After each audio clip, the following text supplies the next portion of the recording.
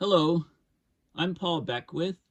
About a week or so ago, while the American Geophysical Union conference was going on in San Francisco, the NOAA released the Arctic Report Card 2023. So they've been releasing this report card annually, usually during the AGU conference, um, for the last 18 years. And basically, the NOAA Arctic website you can find just by Googling arctic.noaa.gov. And there's lots of good articles about what NOAA is doing in the Arctic, their action plan, and then there's these focus areas. And the Arctic report card is a big part of it. Also, some of the ships that they send up there, their research, fisheries. There's lots of information from their main website. But in this video, I'm going to focus on the Arctic report card. It's a 117-page report, so clearly I'm not going to be able to talk about everything. It's open source. Anybody can access it. And I'm going to go through and talk about some specific things that I find really interesting in the report. Before I do that, of course, we know that there's huge Arctic amplification going on. The Arctic's warming much, much faster than the rest of the planet. In fact, 4 to 5 times as fast, depending on how far up you go, or even 5 to 7, 5 to 8 times faster if you go up north. Mark Cerise did a review paper in May 2011 on the Arctic and the Arctic amplification processes. So I'm going to just show you some other things that are, useful to know in light of the report. So on Greenland, there's this camp called Summit Camp or Summit Station. It's a year-round staffed research station. It's near the peak of the Greenland ice sheet. It's 3,216 meters or 10,551 feet above sea level. So very, very high up. The population of the station is about 5 people in the winter time, and it reaches about 38 people in the summer. So this is one of the main buildings. It's on stilt to reduce snowdrifts. It's run by the U.S. National Science Foundation, and it's right smack dab in the center of Greenland. And it's got a series of different buildings, like a main building, a place where people sleep, the kitchens and food. The big house is the main structure. It's an insulated panel building, houses a galley, common space, and offices. It's elevated to minimize snow drifts. There's a geodesic drill dome on the top of it. You can see it at the back here or over here. Okay, so that's where the ice core drilling is done. And then there's some smaller huts and areas for sleeping quarters, shopping area, storage, etc. On July 1st, 1993, the ice core reached the bedrock. So they drilled and extracted a core completely through. Originally, this thing was only occupied in the summer, but now it's been staffed year-round since 2003. So it's sitting smack dab on top of the ice cap. Very, very cold temperatures, but lately it's been reaching temperatures above zero in June, July, and August for specific days. These are the record highs. Daily maximums are about -11, -14 Celsius or so in the summer, but it has reached above zero with melting. There is an airport, basically, a landing strip. Hercules aircraft lands on an airstrip, 4,572 by 60 meters. So runway, basically. or 15,000-foot runway, 197 feet wide, snow runway, prepared and regularly groomed for ski-equipped aircraft. And in the winter, the access is more infrequent, uses like twin otters and stuff to go there. So that's the summit, and I'll be talking about that when I talk about Greenland. Of course, this is the jet streams, and you can see, remember, whenever there's a ridge in the jet stream, then very warm, humid air can come up and go right far up into the Arctic. And these ridge patterns have brought atmospheric rivers up into Greenland fairly frequently in the last number of years, which is in the report. One of my favorite sites used to be Arctic sea ice graphs, but it hasn't been run for quite a while. If you look at the data, it kind of stopped in 2020, unfortunately. I mean, it was a lot of work to keep it up. There is a map at the bottom of it, which I really like, to identify all the different regions of the Arctic, so you can refer to this map when I talk about different regions. This is a National Snow and Ice Data Center. They have an interactive sea ice graph, and you can see what the ice is doing. The dashed line is the 2012 record minimum.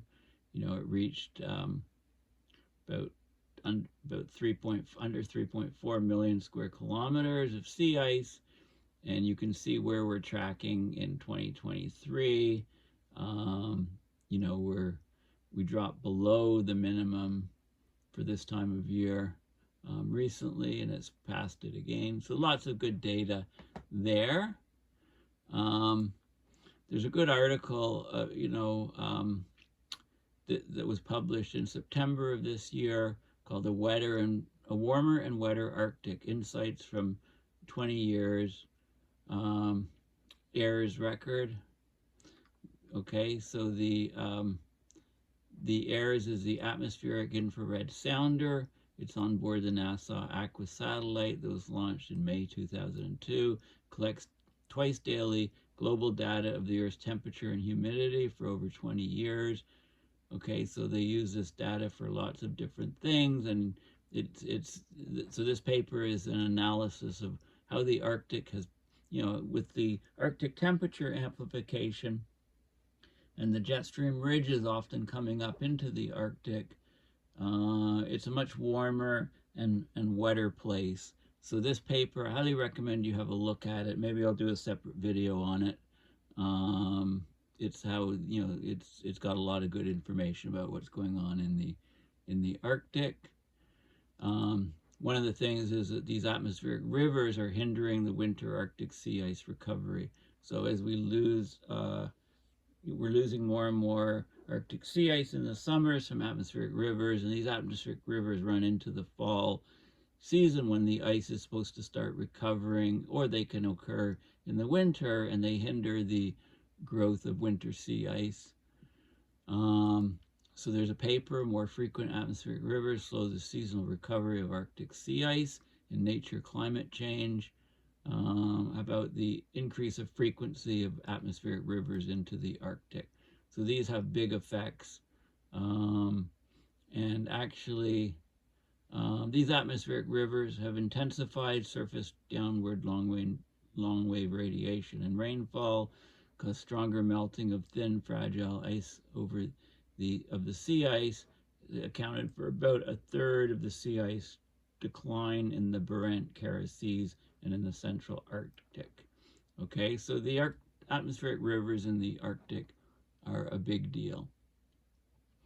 The greening of the Arctic I'll talk about. That's one of the sections, and it talks about this NDVI parameter. So if you've got healthy vegetation, the near-infrared radiation coming down, about 50% is reflected by healthy vegetation.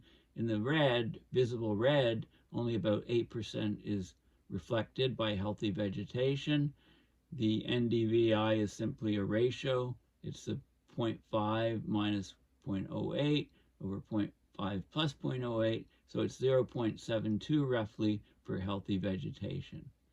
If you've got and this is satellite detected, these reflectances. If you look at the unhealthy vegetation, the near infrared is a bit lower. It's only 40% reflected, but the red is 30% reflected. It reflects lots of red. I mean, there's browns in here which have components of red. So if you now do the math, the NDVI is 0.14 for unhealthy vegetation. So this index lets us see and look at the vegetation. Here's this is like a healthy tree case here, and this is an unhealthy tree case here. Okay, so from space we can assess the health of the vegetation. Okay, so let's go back to the report card and we'll look at selected things that are in the report.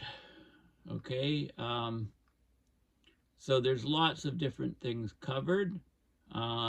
The headlines and summary sort of summarize all of this stuff, but I'm just going to go through the different sections, maybe spend a few minutes on each section, so this video isn't too long. Okay, we know the Arctic is warmer, becoming warmer, less frozen, and wetter. There's regional extremes in climate patterns, and ecosystem responses.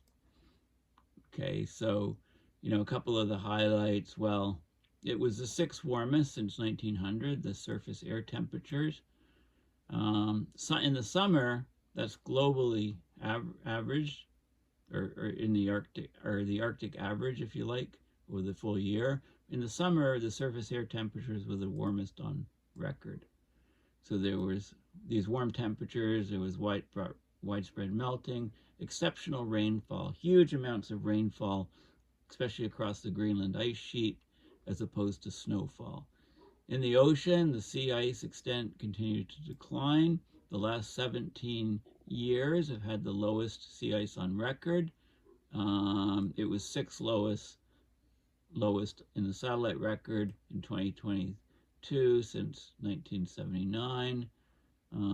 The August sea surface temperatures are continuing to warm and setting records, in fact, at about 0.5 degrees Celsius per decade.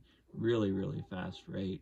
There's more phytoplankton blooms in the ocean, so ocean primary productivity is increasing significantly, and the rising sea levels, of course, they inundated the terrestrial permafrost surrounding the Arctic Ocean on the continental shelves.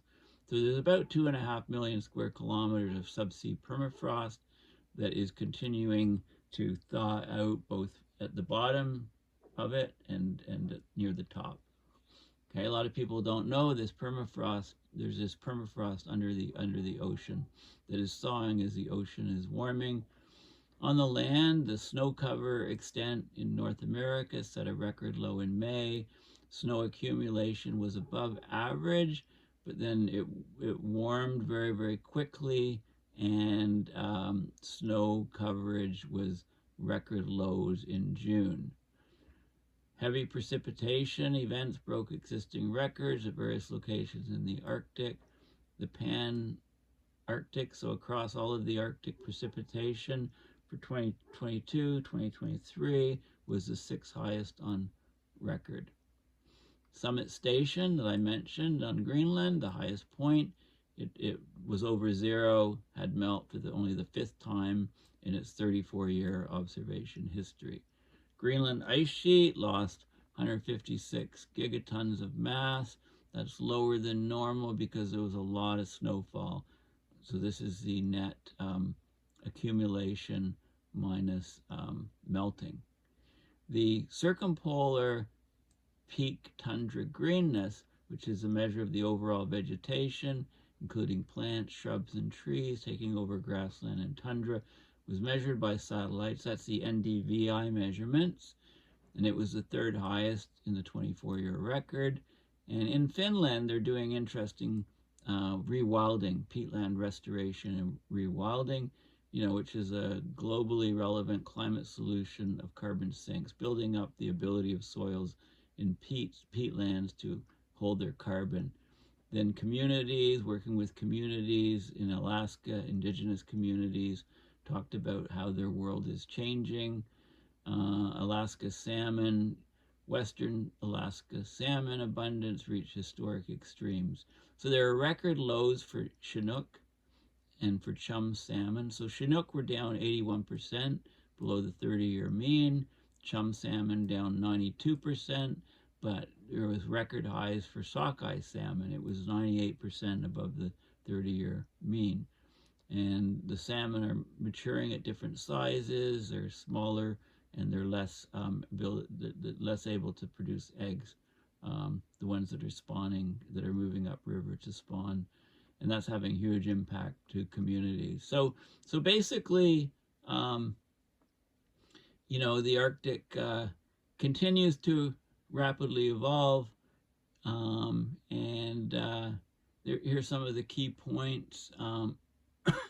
In the Arctic, you know, we're getting extreme heat, it's wetter, declining sea ice are key factors.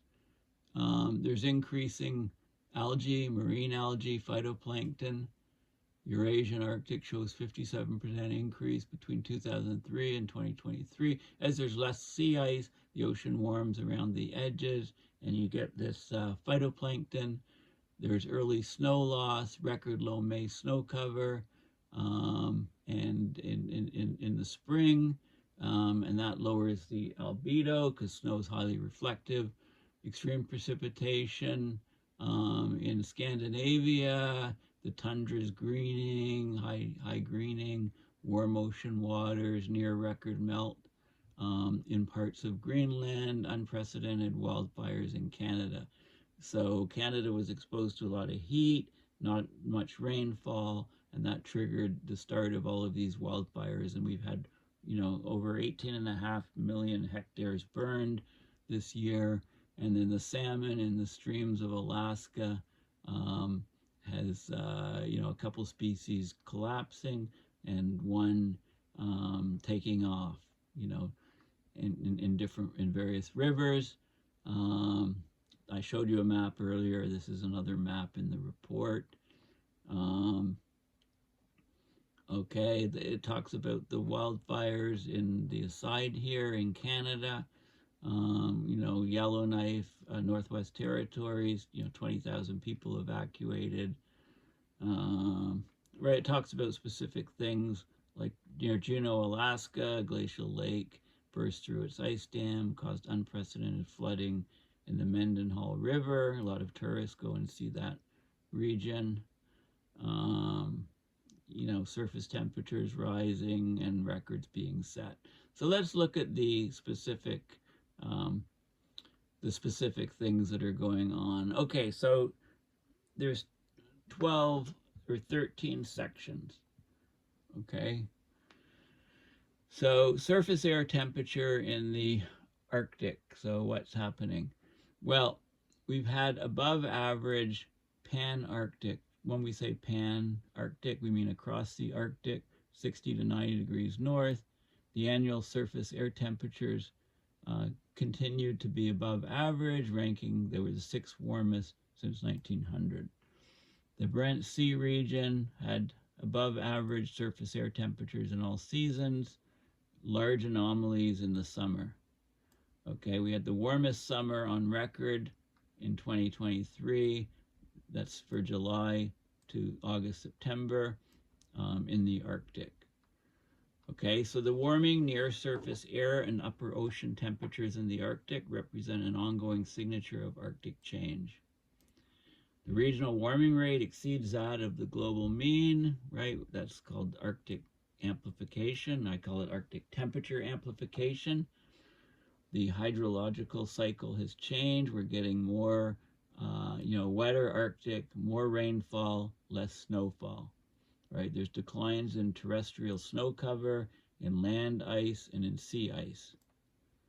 There's more frequent extreme air temperature events, okay? And that has huge effects, detrimental effects on the biology, the biophysical aspects, plants and animals in the Arctic. We're getting more thaw and more coastal erosion with a lacking sea ice. And of course, these things have effects globally. Okay, so let's just look, we'll concentrate on the figures. Okay, so this is the red is the Arctic air temperature data, degrees Celsius. The baseline is 1991 to 2020. Hey, we'll use that baseline and say that we're still under 1.5 Celsius. There you go. Heavy sarcasm. Noted. Okay, so here you see the Arctic temperatures. The rate of rise is very significant. The last number of years have been very, very warm, and this is the global temperatures from Goddard Institute of Space temperature data sets. This is a European data set, so you can see, you know, there's huge Arctic temperature amplification going on.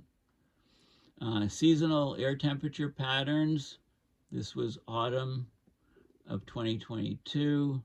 You know, 5 degrees warmer. These are anomalies relative to a recent 30-year average, 1991 to 2020. In fact, the most recent 30-year average.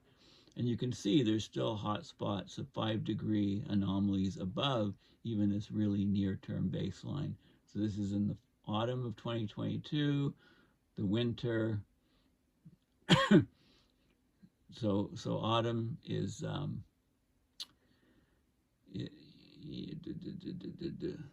September, October, November, and then winter, December, January, February, right? Still hot spots here. Spring, Alaska was cooler. Over the ice, it was a bit cooler, but the continents are very, very warm, and that extended into the summer of 2023. 2023 was an exceptionally warm year, you know, globally, but these are the what's going on in the Arctic. Then these are mean sea level pressures in hexapascals.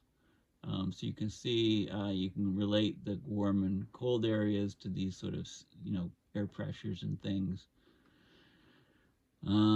Okay, so that's temperature in the Arctic, exceptionally warm. Now, terrestrial snow cover in the Arctic. The North American May snow cover extent set a record low in 2023, lowest in the 57-year record. That was associated with very high spring temperatures across the Northwest Territories and Nunavut. Snow accumulation in the winter was above average, so the snow melt was extremely rapid in the spring to set a record low. Since 2010, there's a near complete absence of snow cover in June in Eurasia. For 11 of the 14 years, this lack of June snow cover did not occur at all between 1967 and 2009. Okay, now the snow cover is very important because it makes the Arctic a darker place when we lose it in the spring, and it really primes the melt season for the sea ice in you know, big time. Okay, so of course many Arctic land surface processes are directly influenced by snow cover from fall through spring, including the surface energy budget, the ground thermal regime, the permafrost, terrestrial and freshwater ecosystems. Okay, if the land is covered with snow versus not covered with snow, it affects all of these things in very significant ways. The influence of the spring snowmelt timing persists through impacts on river discharge timing and magnitude, surface water, soil moisture, vegetation, phenology, like the timing of growth, and the risk of fires. All of these things are affected by snow cover. You know, I mostly talk about the effects on albedo in the overall Arctic, but it affects many, many different things. So there's different ways of looking at it. We can look at snow cover extent.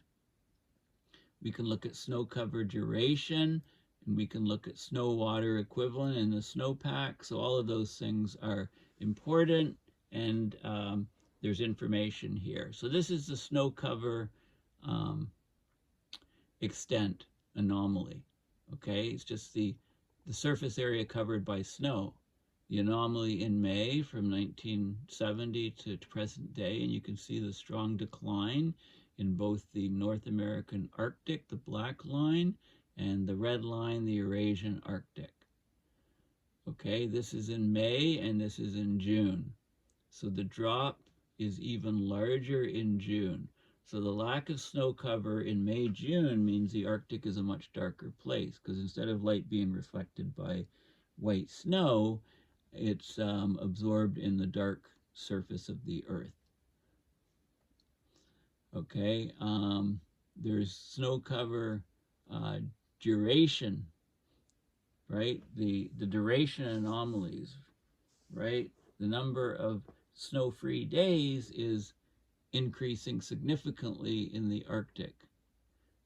Okay, this is in the snow onset months, August to January, and this is in the snow melt months, February to July.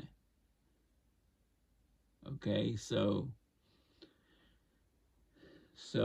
the red is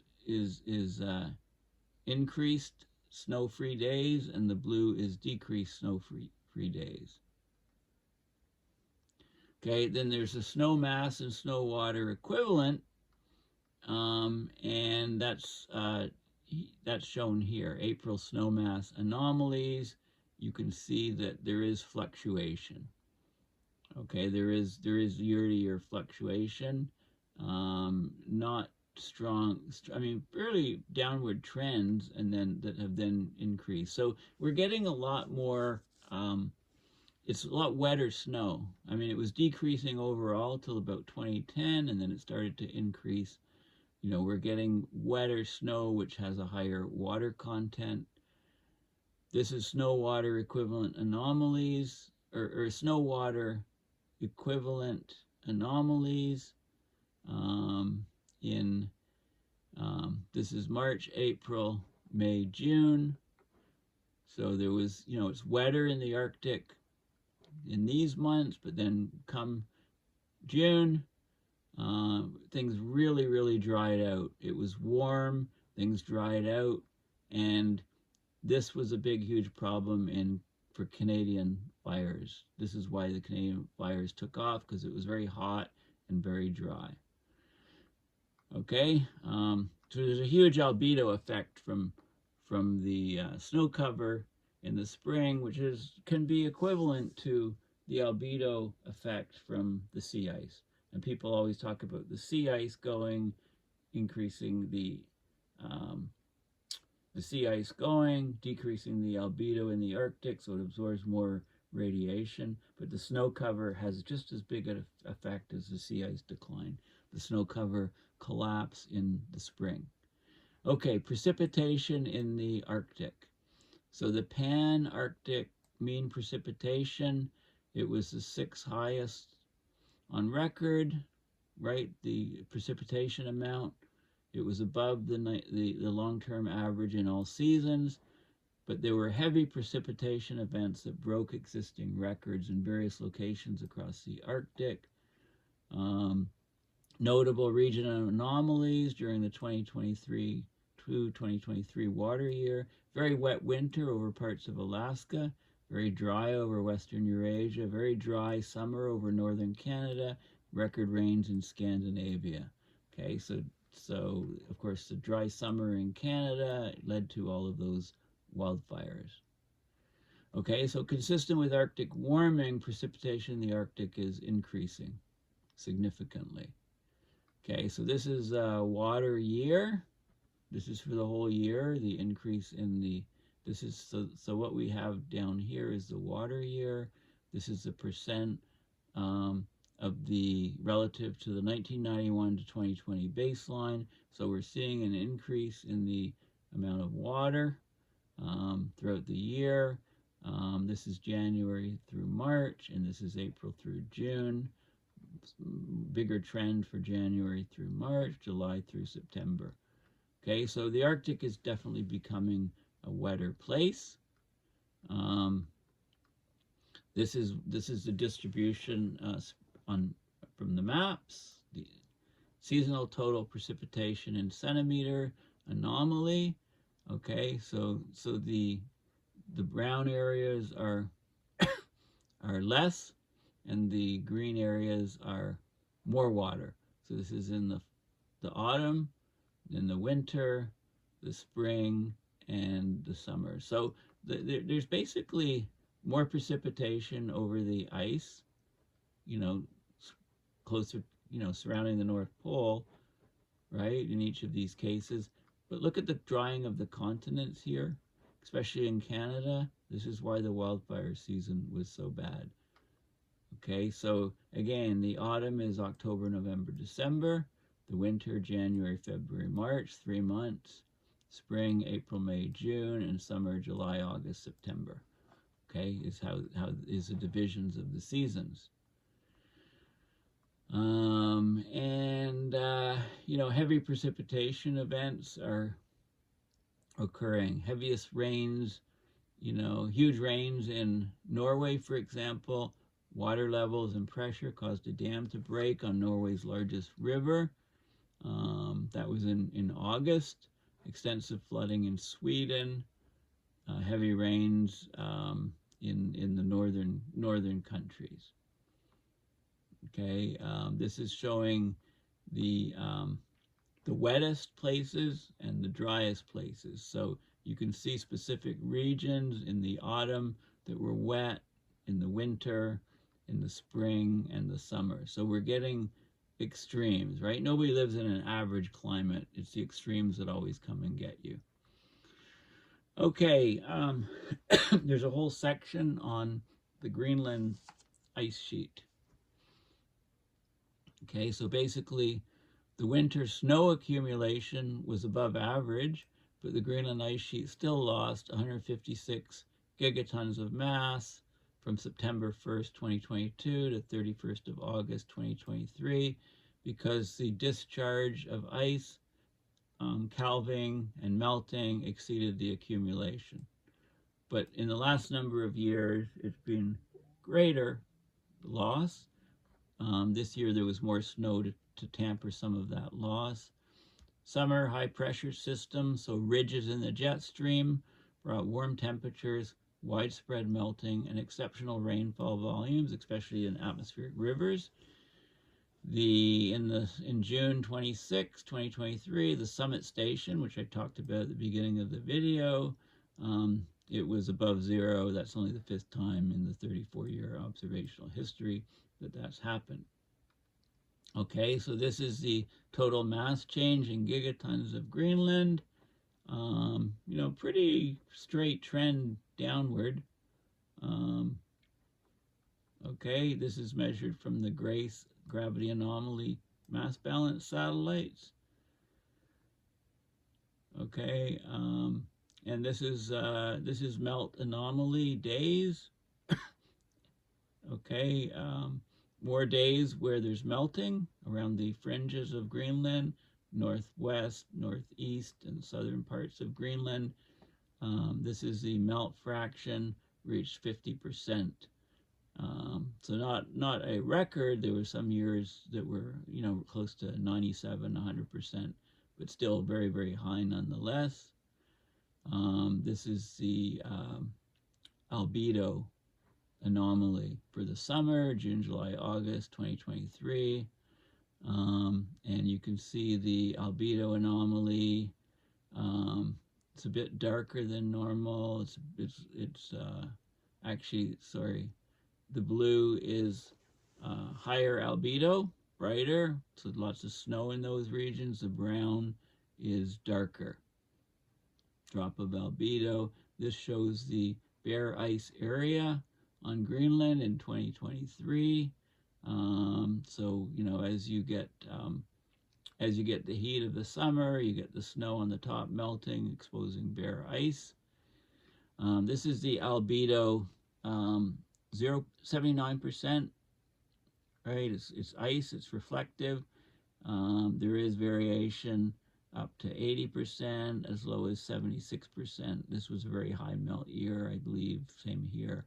The albedo dropped. There's a lot of dirt and crud was exposed, right?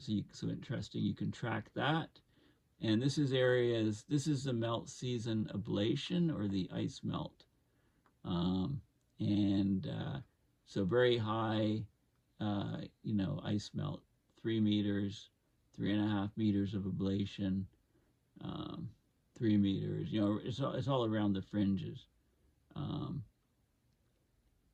Okay, so the ablation anomaly in percent. This is solid ice discharge, gigatons per year, in different parts of the continent. So you can see how it's tracking through time, and when you add it all up, you get the total loss of ice from Greenland. Notable melt episodes, melt conditions were occurring on 36% of the ice sheet surface in September, unprecedented for September. There was a second late season melt event when warm air associated with the aftermath of Hurricane Fiona reached Greenland. On September 26, 2022, melt area peaked at 15%.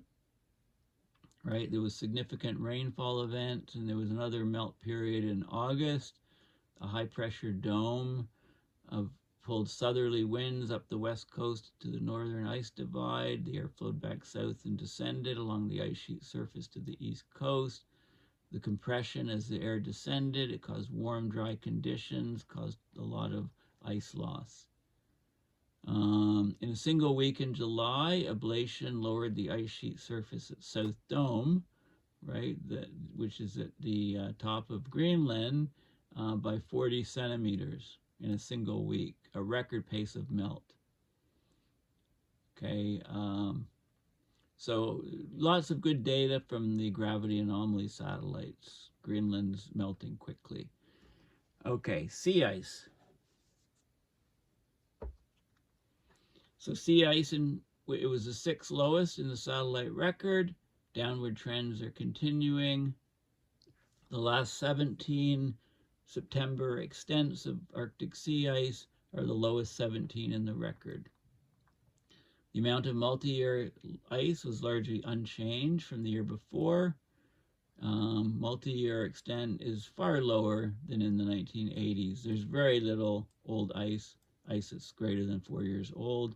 The average sea ice thickness, it was lower than the previous winter, but near the averages. Okay, now the sea ice, of course, it's a frozen interface between the ocean and the atmosphere. So it reduces the absorption of solar energy because of its high albedo relative to the dark open ocean underneath. It's a physical barrier, so it modifies heat and moisture transfer between the atmosphere and ocean. So it turns the Arctic into like a continental climate when it's covered with sea ice. Key role in the ecosystem, and all kinds of, it's very important. I don't need to dwell on this, how important it is. Let's look at the data.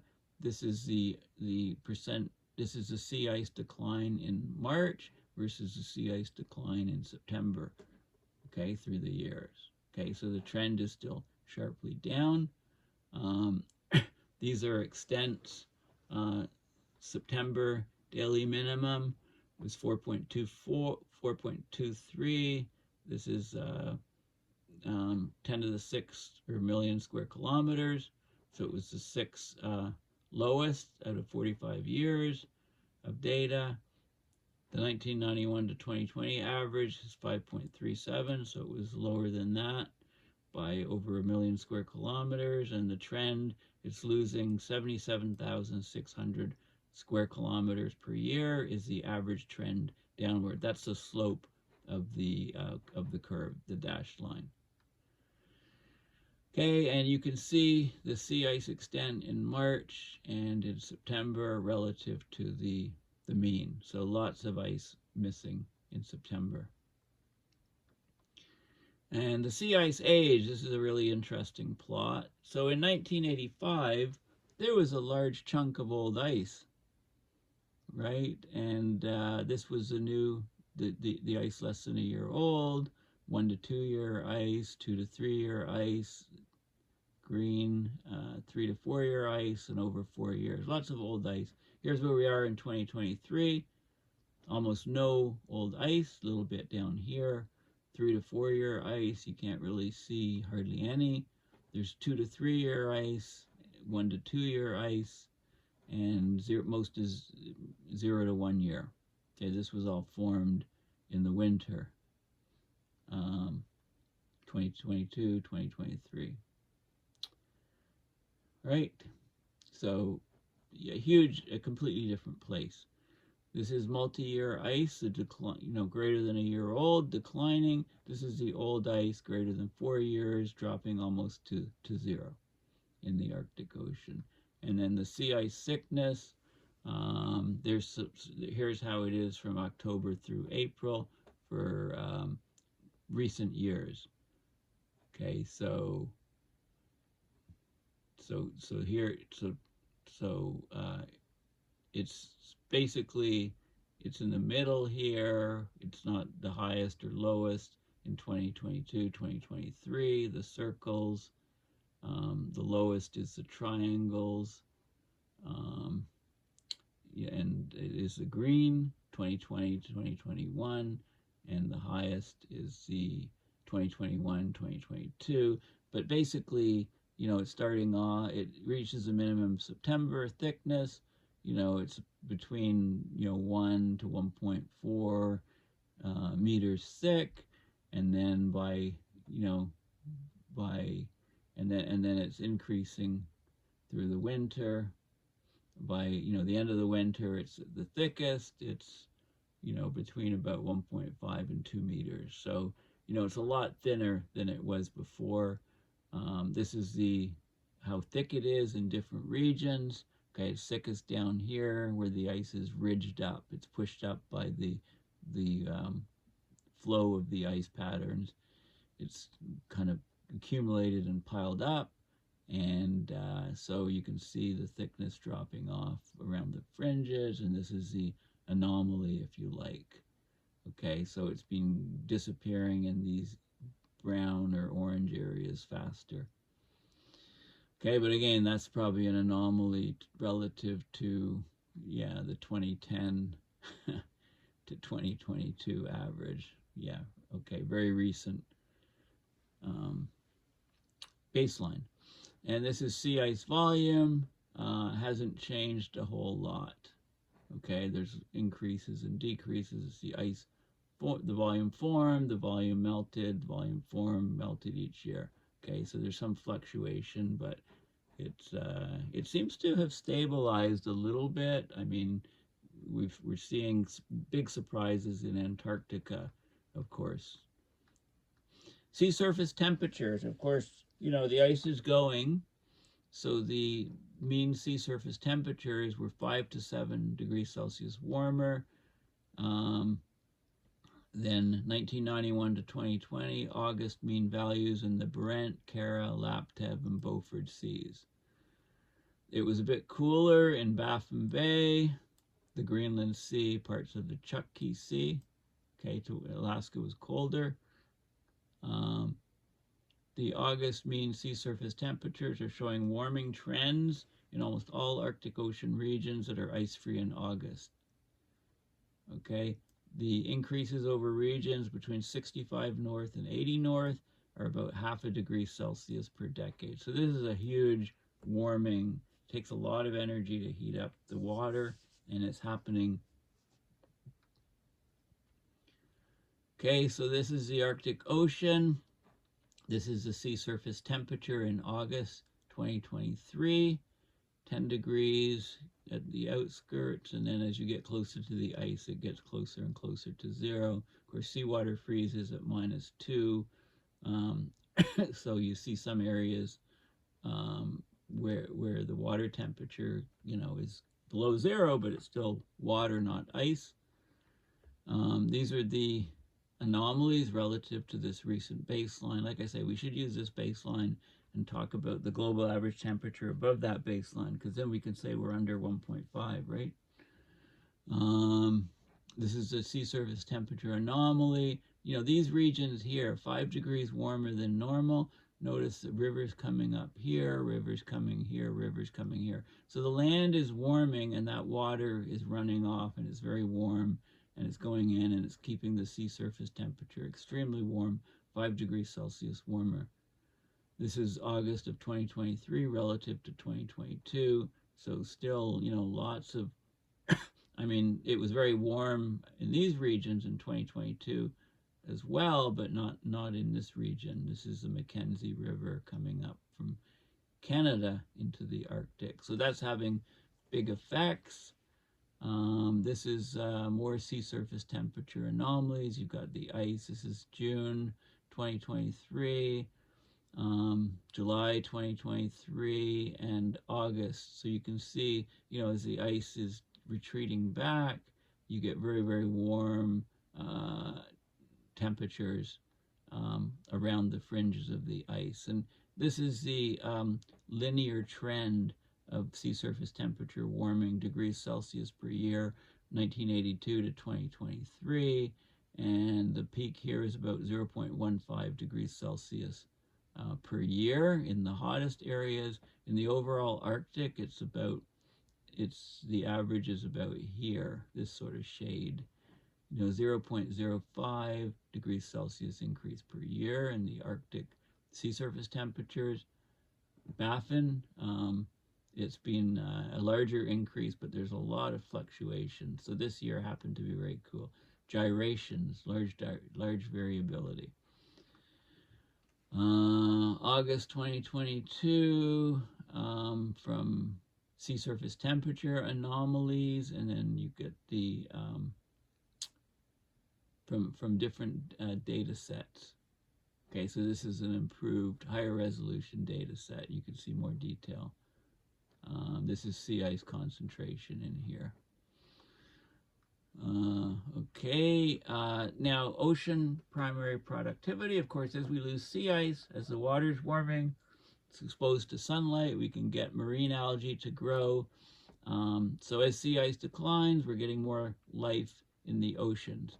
So satellite estimates of ocean primary productivity, i.e. the rate at which marine algae transform dissolved inorganic compound into organic material while the sea algae is growing. So it looks at chlorophyll A, I believe. So all regions are showing positive trends with a few exceptions. So the largest increase is in the Eurasian Arctic, a 57.4 increase in productivity. In the Barents Sea, 20.7% increase.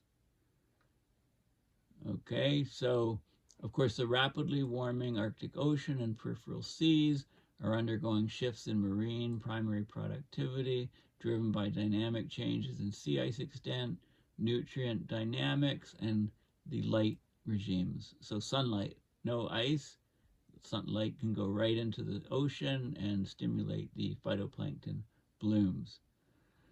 Okay, so it's chlorophyll A that is looked at. So chlorophyll A is in all species of phytoplankton, so it changes the color, the ocean color, and this can be detected by satellites. So let's have a look at the results here. So this is May, June, July, and August, and this is the chlorophyll A concentration percent of average. So it's the baseline is 2003 to 2022, basically is the average. So the green is much above average, the brown is below that average, and you can see areas where there's huge amounts of phytoplankton, and you can see the progression through time. So green areas is more, but again, it's a recent average. This is the sea ice concentration anomalies. Okay, so where there's less sea ice, there's more phytoplankton. Just makes sense. You can see where the anomalies are each month. This is the mean annual primary productivity. So it's in grams of carbon per square meter per year, the change, and you can see where the productivity is high and where it's lower. Okay, this is the trend where you can see, so a lot of the inlets and stuff are very prolific areas for primary productivity for phytoplankton. This is 2023 annual primary productivity, again, and then the percent of the average. Okay, so it's showing you the trends. Okay, and you can look at the trends of the primary productivity, grams of carbon per square meter per year in the various regions. So big rise in Eurasian Arctic, not so much in Amerasian Arctic, Sea of Okhotsk, Bering Sea, Barents Sea, Greenland Sea, not much change. Hudson Bay, Baffin Bay, Labrador Sea, not much change. North Atlantic. Okay, so you can see how the primary productivity is changing in all of the different regions.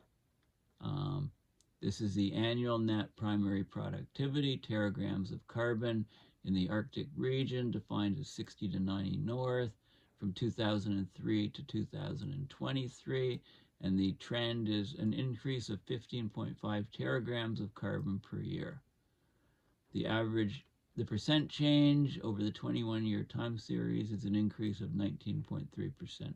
So as there's less sea ice, there's more sunlight, warmer water, we're getting an increase in the productivity of in the Arctic. Okay, not a surprise there. That's in the oceans. We're also getting a greening, Arctic greening of the lands in the Arctic. Okay, so the circumpolar average peak tundra greenness value in 2023, it was the third highest in the 24-year MODIS satellite record. Peak vegetation greenness was much higher than usual in North American tundra in the Beaufort Sea region. Greenness was relatively low in Eurasia. Okay, the 8 highest tundra greenness values were in the last 12 years. Okay, so the tundra biome, 5.1 million square kilometer region, it forms a ring of cold-adapted treeless vegetation atop the globe, bordered by the Arctic Ocean to the north and the boreal forest to the south. Okay, it's changing profoundly as vegetation and underlying permafrost soils are strongly influenced by rising air temperatures, the rapid decline of sea ice on the nearby Arctic Ocean. So there has been a sharp increase in tundra vegetation productivity since the late 1990s. This is called the greening of the Arctic. Okay, so let's just have a look at some of the results here. So you can see this is the trend from 1982 to 2022 in the greening of the Arctic on all the land around the Arctic.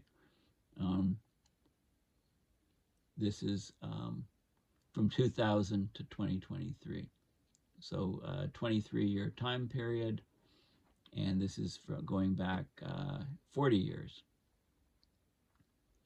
Okay, you can see this is the NDVI, which I showed you. Let's go back to, if I can find it here. Here we go.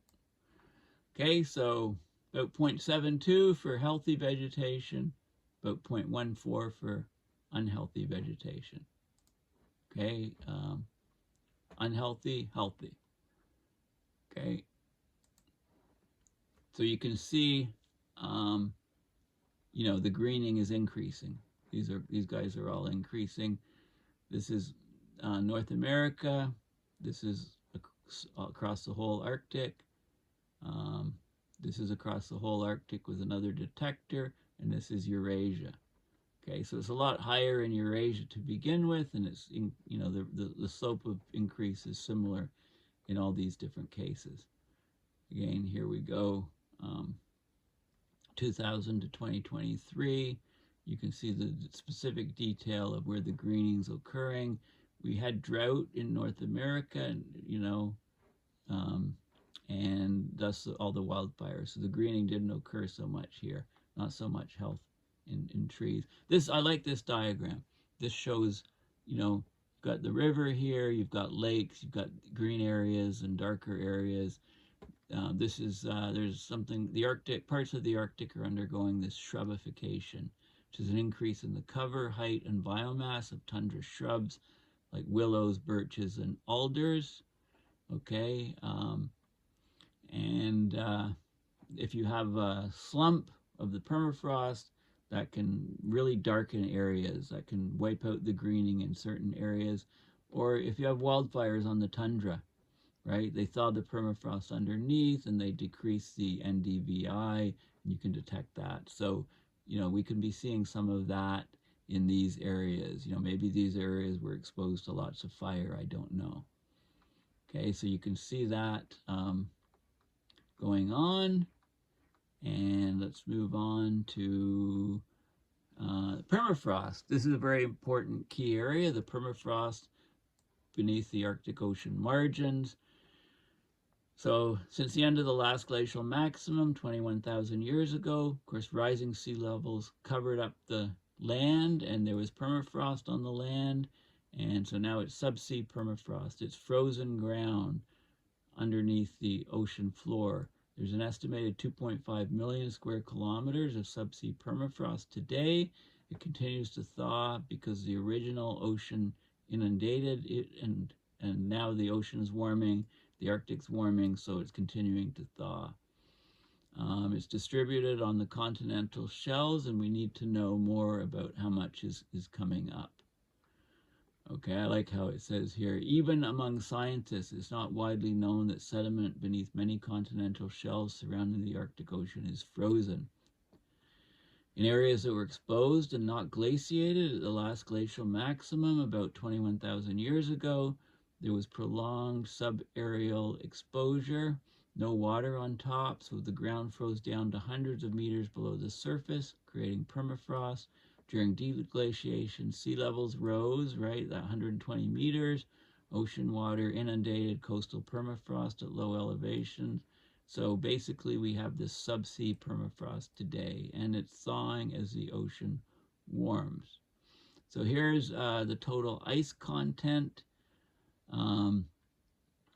Right, very high regions near the coastline where the water's shallower, and you can see, this massive continental shelf, the East Siberian shelf, Laptev shelf, there's also the Kara shelf, but you can see there's vast amounts of subsea permafrost in those regions.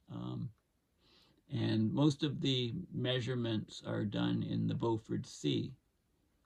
Okay, so these are drilling wells in Canada, and these are drilling wells in the U.S.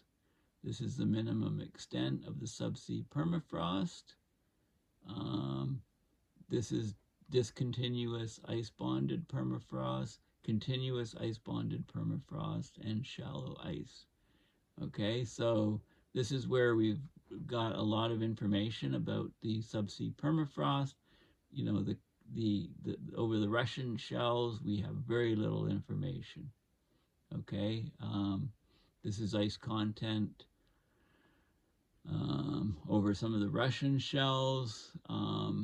This is off the Yamal Peninsula in this region here. Gas flares, seismic profiles, water depth. It's only 20 meters deep out as far as this. So there's vast amounts of permafrost underneath these shells, but not so much data, right? So we need to find out a lot more about it because it's like a ticking time bomb.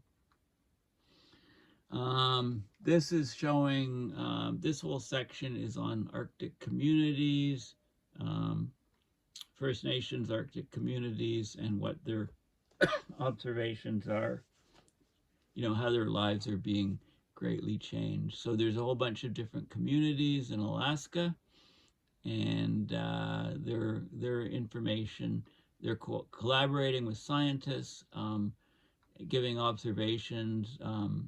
Global warming's happening. It's affecting different villages in different ways. Right? We need to get lots of observations and see how these dramatic changes are playing out, basically. This is Kotzebue, so you can go back to look at this community down here. And basically what happened, there were 3 strong storms. The July 18th storm had the strongest winds, southwest winds to 50 miles an hour, brought in a storm surge that set the record, pushed all the water into the community, caused severe flooding, wind, high surf, and a lot of rain. Then there was a second storm on July 28th, 10 days later, and then there was another one on September 14th to 18th. I think we lost more earth to the ocean than ever before. So coastal erosion and inundation of coastal communities.